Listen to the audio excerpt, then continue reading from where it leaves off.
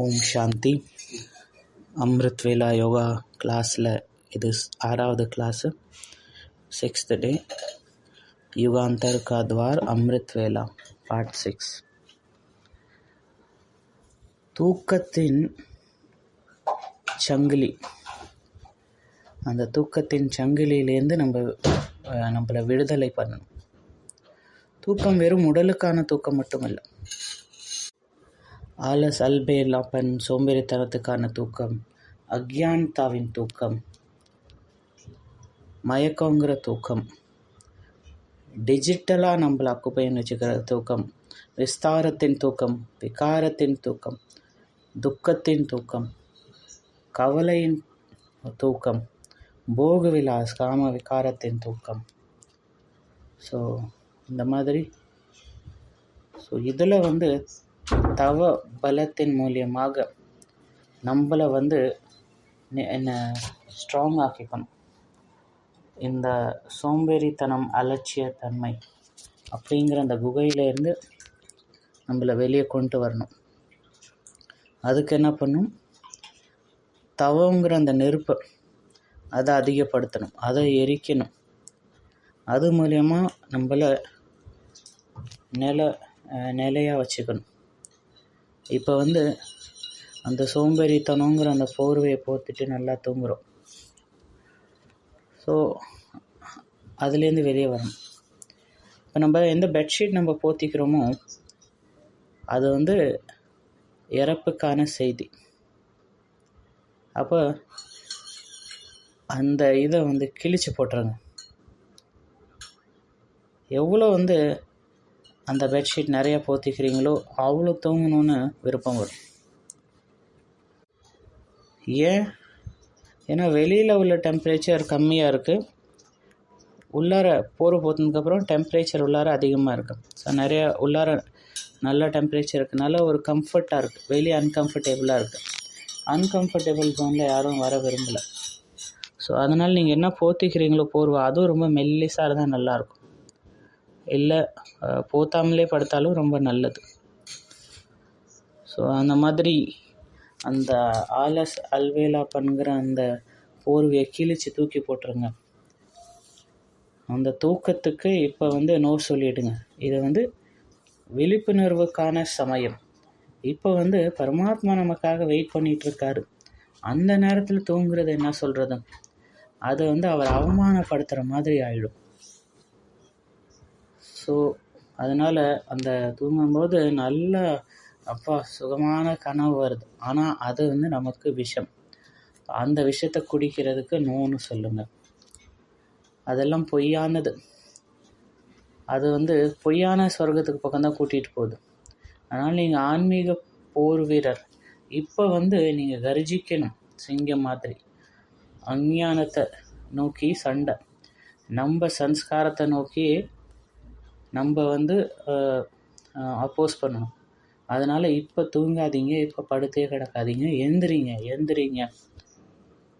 அதை எல்லாத்தையும் அந்த தமஸ், இந்த திமிர், நமக்குள்ளார இருக்கக்கூடிய இந்த நெகட்டிவிட்டி, இந்த சங்கிலி, இது எல்லாத்தையும் உடைச்சி தவங்கிற அந்த நெருப்பை கையில் எடுத்துக்கோங்க. நீங்கள் எந்திரிக்கிறனால தான் உலகமே எந்திரிக்கும். நீங்கள் தான் சிருஷ்டிகர்த்தா. நீங்கள் எந்திரிக்கும் போது தான் உலகத்தில் உள்ள ஒவ்வொரு அணுக்கள்லேயும் அந்த சக்தி நிரம்பும். உன்னுடைய ஒரு சங்கல்பத்தின் மூலியமாக புரட்சி வெடிக்கும்.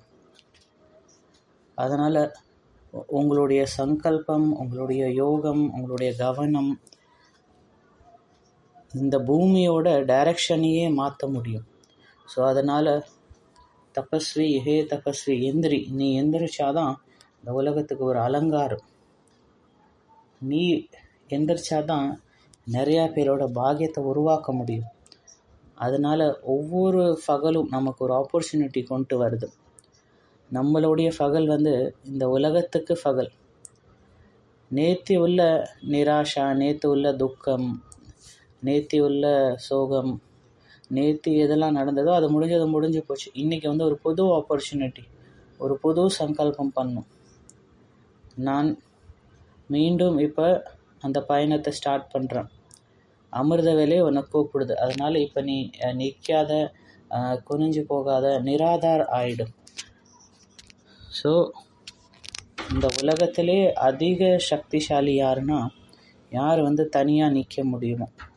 அதனால் அந்த மாதிரி நிராதார், ஒரு பாபாவை தவிர வேறு யாரும் இல்லை, எந்த சப்போர்ட்டும் நமக்கு தேவையில்லை. He who stands alone is the most powerful on the planet. யார் நிராதாராக இருக்காங்களோ, யார் எல்லா ஆதாரத்தையும் விட்டுட்டாங்களோ, எல்லா ஆதாரத்தையும் போட்டாங்களோ, அவங்களுக்கு யாருடைய தேவையும் இல்லை. எல்லாத்தோட தொடர்பை விட்டுட்டோம். ஸோ அதனால் இந்த தூக்கங்கிற அந்த சங்கிலியை உடைச்சிடுங்க.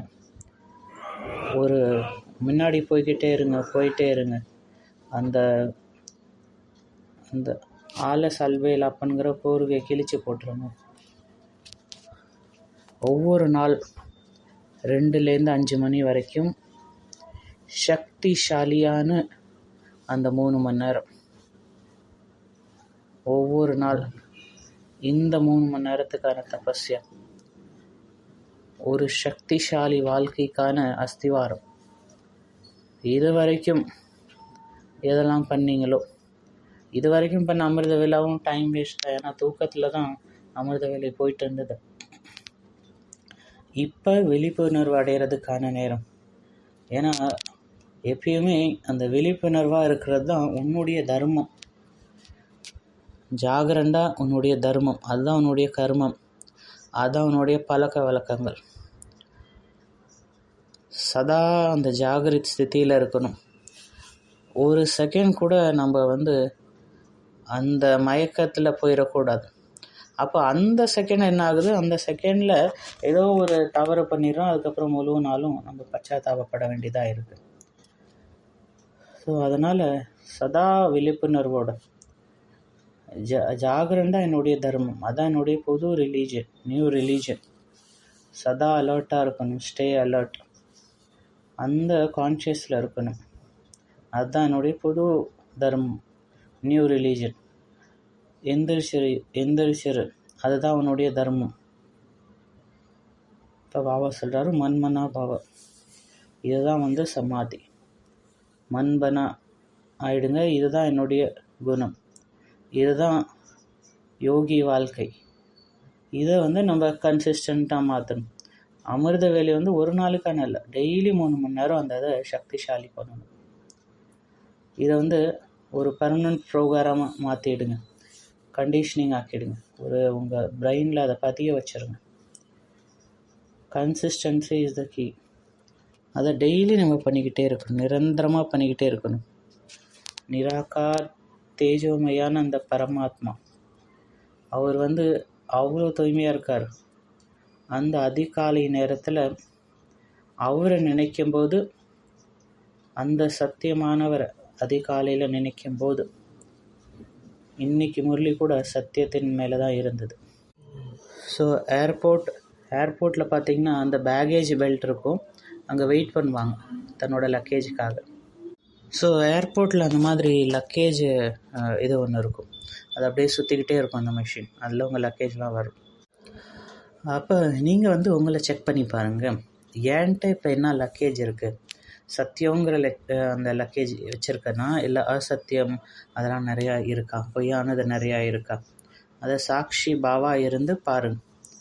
அதை மனக்கண்ணால் பாருங்கள், ஒரு மனக்கண்ணாலே பாருங்கள். ஒரு இமேஜினரி அந்த பேகேஜ் பெல்ட் இருக்குது, ஏர்போர்ட்டில் அந்த பேக் சுற்றிட்டு இருக்கும்ல அந்த பெல்ட்டு, அந்த மாதிரி முன்னாடி நிற்கிது. அதில் பாருங்கள் எனக்குள்ளார என்னான்னு உண்மை பொய்யெல்லாம் இருக்குது, எது என்னுடையது அதை நான் மறுபடியும் எடுக்கணும். அப்போ அந்த அமிர்த வேலை தான் அதுக்கான டைம். மனசை லைட் ஆக்கிக்கிறதுக்காக, தன்னை லைட் ஆக்கிக்கிறதுக்கான டைம் அதுதான். இப்போ ஒரு யோகா பயிற்சி பண்ணலாம். 2 கையும் பின்னாடி வச்சுட்டு கண்ணை மூடிக்கோங்க. உங்களுடைய எல்லா சுமையும் பாபாட்ட ஒப்படைச்சிடும்.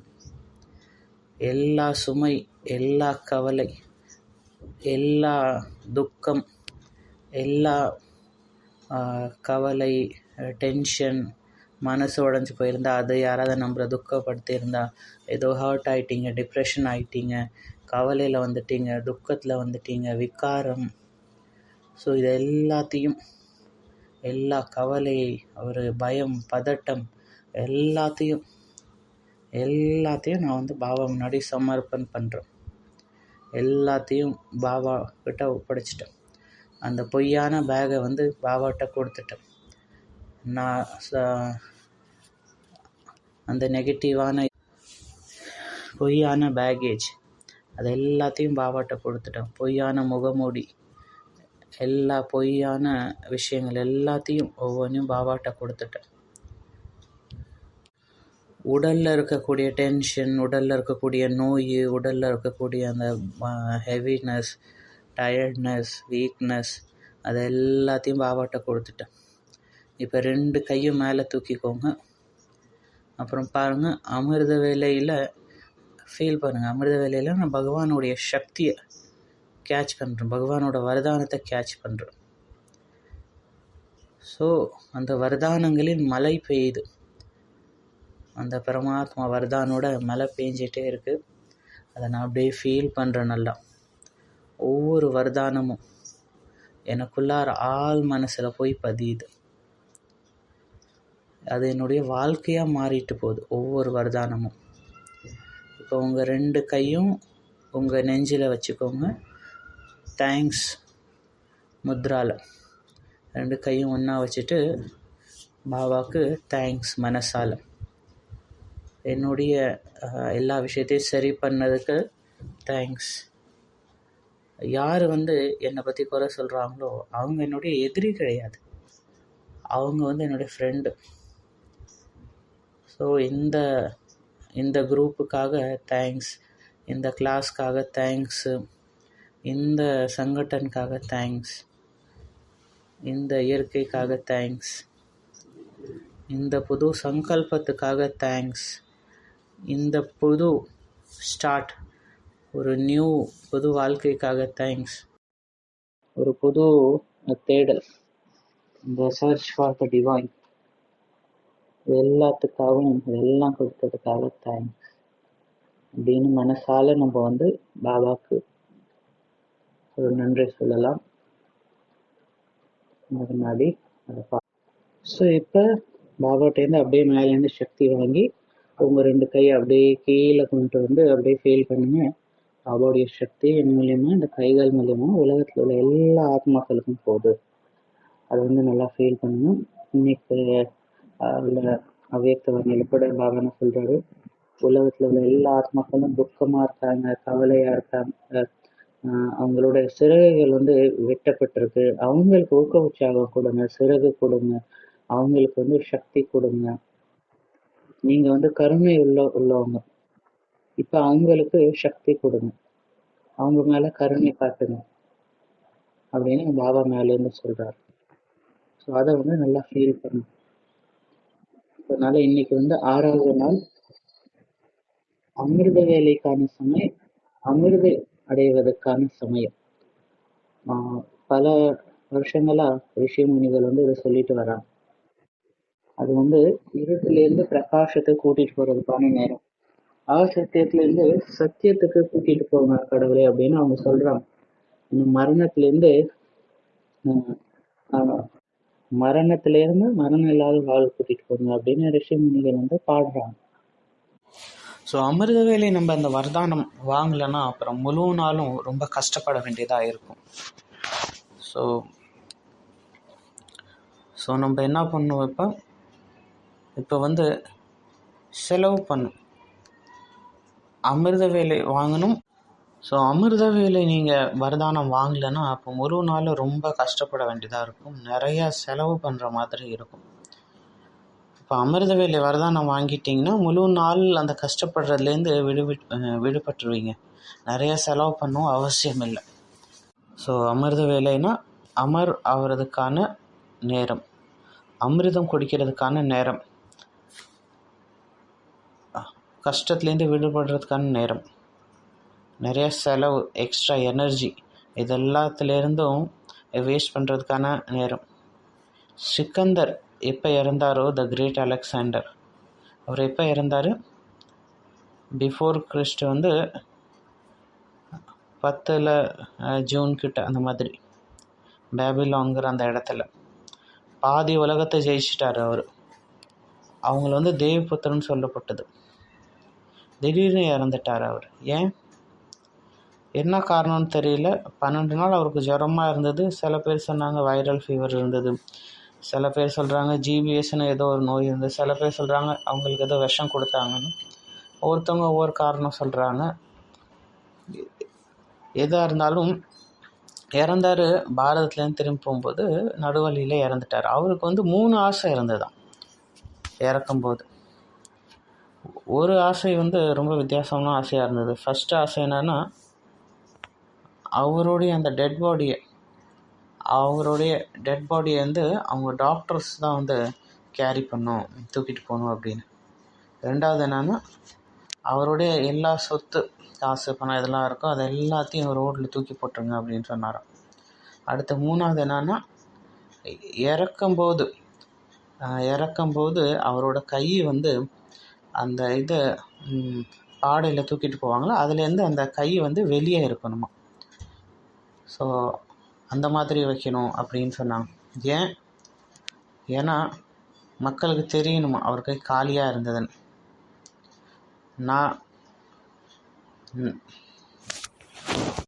ஸோ அப்போ அவர் அதான் சொல்ல வந்தாராம், இது வரைக்கும் என் 2 கை ஏன் வெளியே இருக்கணும்னா மக்களுக்கு தெரியணுமா, இது வரைக்கும் நான் என்னால் அடைஞ்சனோ, என்னால் வெற்றி அடைஞ்சனோ, அது எதுவுமே நான் கொண்டு போகல, வெறும் கையோடு தான் நான் திரும்பி கொண்டு போகிறேன், வெறும் கையோடு தான் போகிறேன் அப்படின்னு அது உலகத்துக்கு தெரியணும்.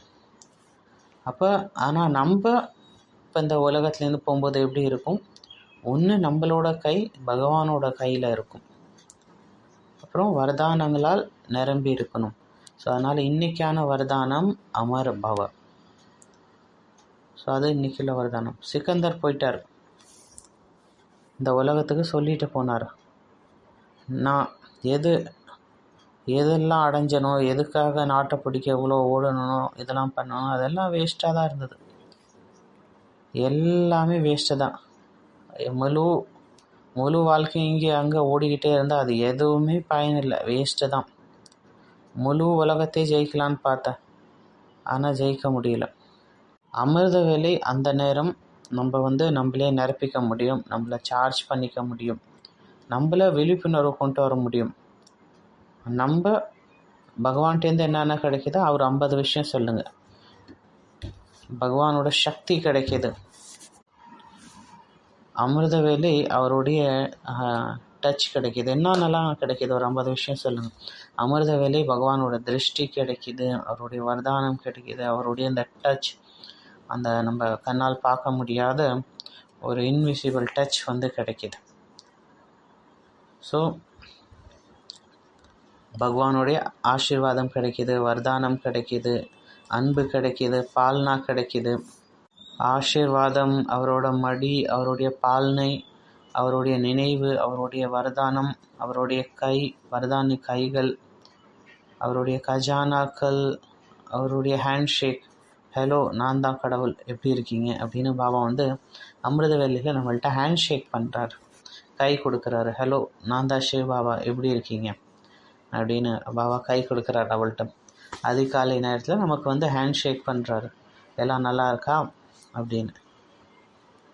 அவருடைய அன்பு, அந்த பிரேமாலிங்கம், அவருடைய அலங்காரம், அவருடைய கை, அவருடைய சப்போர்ட், அவருடைய சக்திகள், அவருடைய திலகம், அவருடைய மடி, அவருடைய சத்திர சாயா, அவருடைய செக்யூரிட்டி, பாதுகாப்பு, அவருடைய குரல் நம்மளை கேட்க முடியும், அவருடைய அனுபவம் நம்மளை கேட்க முடியும், அவருடைய சக்திகள் நமக்கு கிடைக்கிது, அவருடைய மியூசிக், அவருடைய பாட்டு வந்து நம்மளோட கேட்க முடியும், அவருடைய அந்த சவுண்ட் நம்ம கேட்க முடியும்.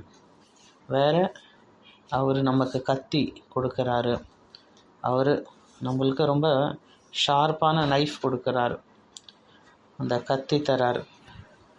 வேறு என்னெல்லாம் கிடைக்கிது, அவருடைய டச்சிங், பகவானுடைய டச்சிங்ஸ், பகவானுடைய சூக்ஷ்ம டச்சிங்ஸ் வந்து நமக்கு கிடைக்கிது, அவருடைய ஒப்பீனியன் கிடைக்கிது, அவருடைய ஸ்ரீமத் கிடைக்கிது, அவருடைய பியோர் வைப்ரேஷன் நமக்கு கிடைக்கிது.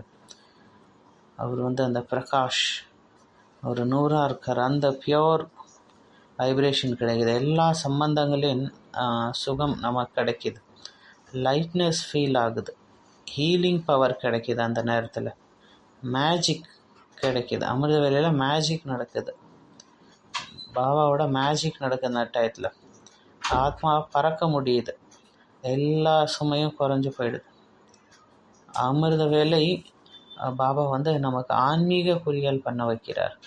எப்படி அம்மா குழந்தைங்களை குளிப்பாட்டி ரெடி பண்ணுறாங்களோ, அந்த மாதிரி அமிர்த வேளையில் பாபா நம்மளை ஆன்மீக குளியல் பண்ணி ரெடி பண்ணுறார். முழு நாளுக்காக நம்மளை ரெடி பண்ணுறார்.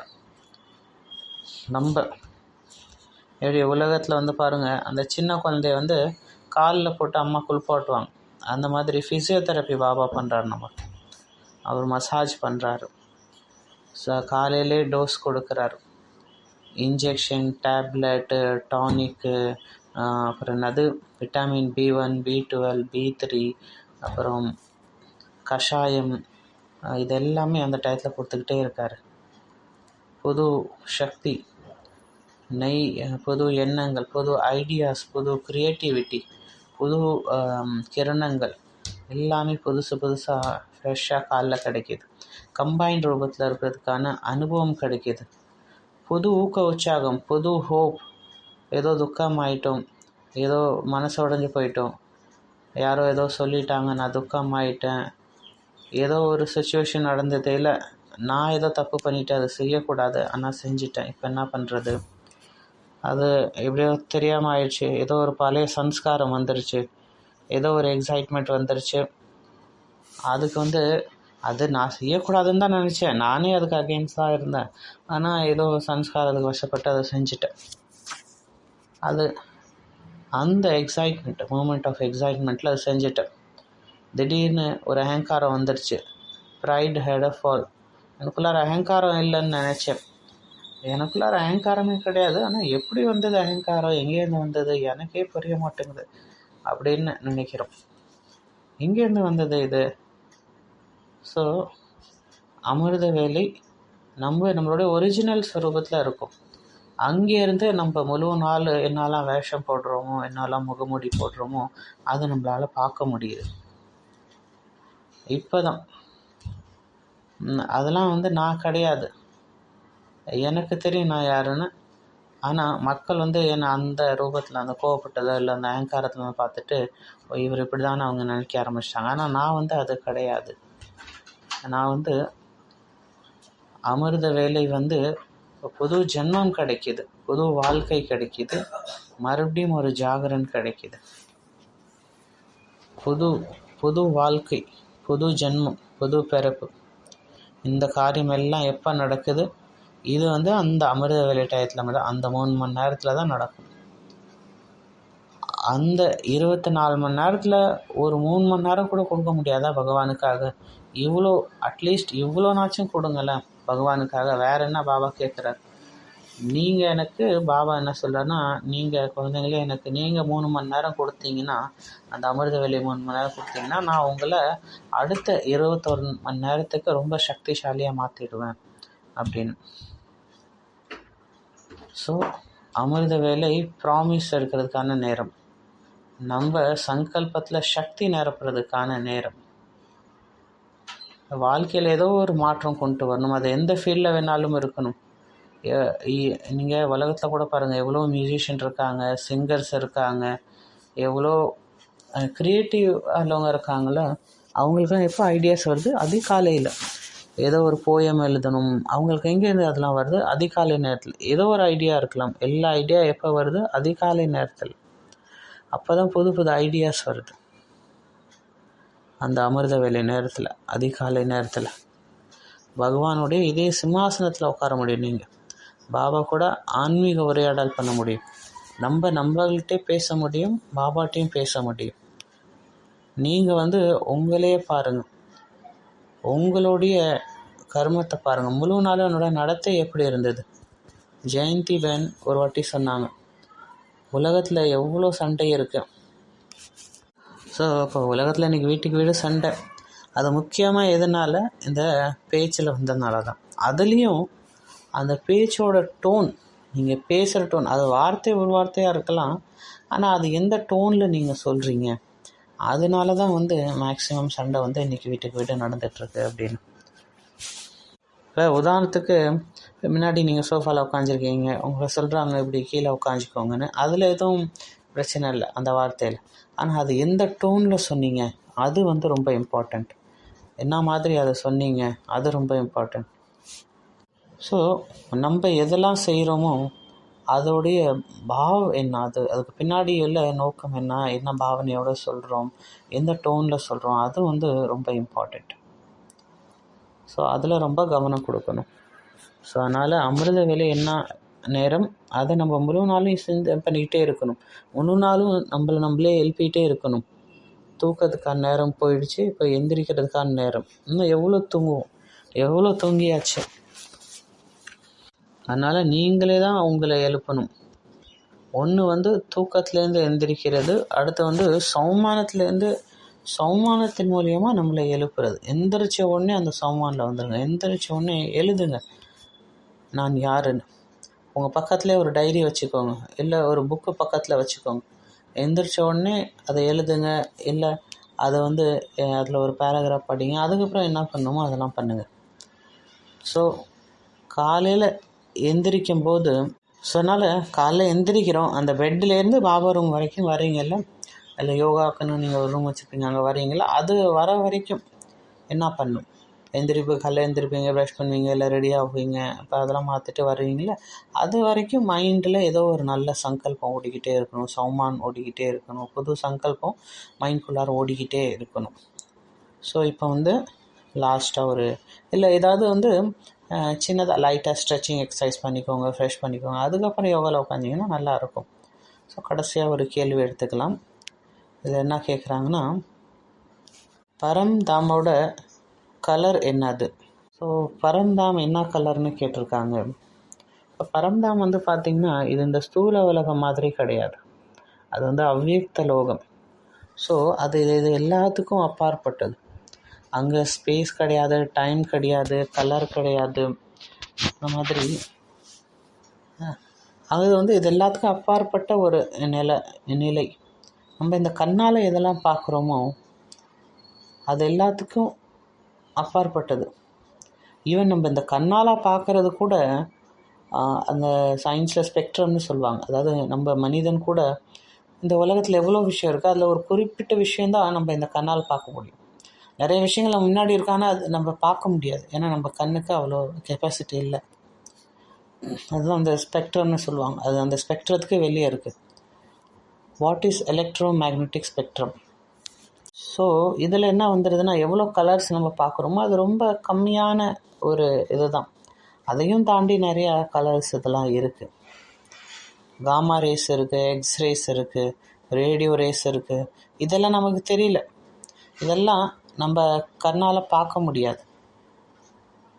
இதெல்லாம் சேர்ந்தது தான் எலக்ட்ரோ மேக்னெட்டிக் ரேஸ் ஸ்பெக்ட்ரம்னு சொல்கிறோம். அதில் மேக்னெட்டிக் வந்துடுது. அப்போ பரந்தாம் இது எல்லாத்துக்கும் அப்பாற்பட்டது. நம்ம இந்த கண்ணால் எதெல்லாம் பார்க்குறோமோ அதில் ரொம்ப கம்மியாக தான் பார்க்குறோம். இதுக்கும் அப்பாற்பட்டு நிறைய கலர்ஸ் இருக்குது, அது நம்ம கண்ணால் பார்க்க முடியாது. அல்ட்ரா வயலட் ரேஸ் இருக்குது, ரேடியோ வேவ்ஸ் இருக்குது, இதெல்லாம் எங்கே பார்க்க முடியுது? இதெல்லாம் எதில் வருது? எலக்ட்ரோ மேக்னெட்டிக் ரேஸில் இதெல்லாம் வந்துடுது. பரம்தாம் இது எல்லாத்துக்கும் அப்பாற்பட்டது. இந்த ரெட்டு காமிச்சிருக்காங்க, இது என்னது? கோல்டாக காமிச்சிருக்காங்க, அது என்னது? அது வந்து ரெட்டிஷ் கோல்டுனா பரம்தாம் காமிச்சிருக்காங்க. அப்போ பரம்தாம் வந்து ரெட்டிஷ் கலரா, கோல்டு கலரா, என்ன கலரு? இது ஒரு கேள்வி. இதுக்கான பதில் என்னது? இப்போ டைம் ஆயிடுச்சு, அதனால் அடுத்த கிளாஸில் இதுக்கான பதில் நம்ம பார்க்கலாம். ஏன் இதை இப்படி கேள்வி கேட்டு பாத்தியில் விட்டு போகிறோன்னா, நீங்களும் அதை பற்றி சிந்தனை பண்ணுங்கள், புத்தி ஓடணும். ஸோ இது வந்து ஒரு ரகசியம். ஒரு பக்கம் நம்ம என்ன சொல்கிறோம், பரந்தாமத்துக்கு எந்த கலரும் இல்லை அப்படின்னு சொல்கிறோம். ஆனால் இன்னொரு பக்கம் நம்ம அதே வந்து ரெட்டிஷ் கோல்டனாக காமிக்கிறோம். அப்போ அது என்னது? பரந்தாம் வந்து இந்த உலகாயுத எனர்ஜி அங்கே கிடையாது, அது எந்த தத்துவத்தாலையும் ஆனதில்லை, அது எல்லாத்துக்கும் அப்பாற்பட்டது. அப்போ எங்கேருந்து அந்த லைட்டு வந்தது? அங்கே சூரியன் கிடையாது. கீதையில் கூட சொல்லப்பட்டிருக்கு, அது அந்த உலகத்தில் நட்சத்திரங்களும் கிடையாது. அந்த உலகத்துக்கு லைட்டு கொடுக்க சூரியன், சந்திரன், நட்சத்திரங்கள் கிடையாது. அது சுயமாகவே வெளிச்சமாக உள்ள உலகம் அது. ஸோ அங்கே எந்த விதமான இந்த உலகாயுத லைட்டு, ஸ்தூலமான பிரகாசம், தத்துவங்கள் எதுவுமே கிடையாது. அப்போ அது என்ன லைட் அங்கே இருக்குது? ஸோ அங்கே சூடாகவும் இல்லை, அங்கே கோல்டாகவும் இல்லை. அங்கே இந்த உலகத்துக்கான எந்த விஷயமும் அங்கே கிடையாது.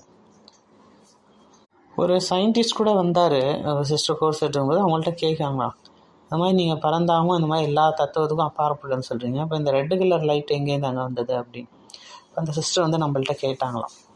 இப்போ பரந்தாம் இந்த எலக்ட்ரோ மேக்னெட்டிக் வேவ்ஸ், அதில் X rays, gamma rays, ultraviolet rays, இது எல்லாத்துக்கும் அப்பாற்பட்டது. அதெல்லாம் அங்கே கிடையாது. அப்போ எதுவும் இல்லை. அப்போ நம்ம கண்ணால் இதெல்லாம் ரேஸ் பார்க்குறோமோ, இந்த கலர்ஸ்லாம் பார்க்குறோமோ, இதுவும் அங்கே கிடையாது. அப்போ இந்த ஸ்தூல சூரியன், சந்திரன், நட்சத்திரங்கள் இதுவும் கிடையாது. அப்போ என்ன தான் இருக்குது? இதை நம்ம அடுத்த கிளாஸில் பார்க்கலாம். ஓம் சாந்தி.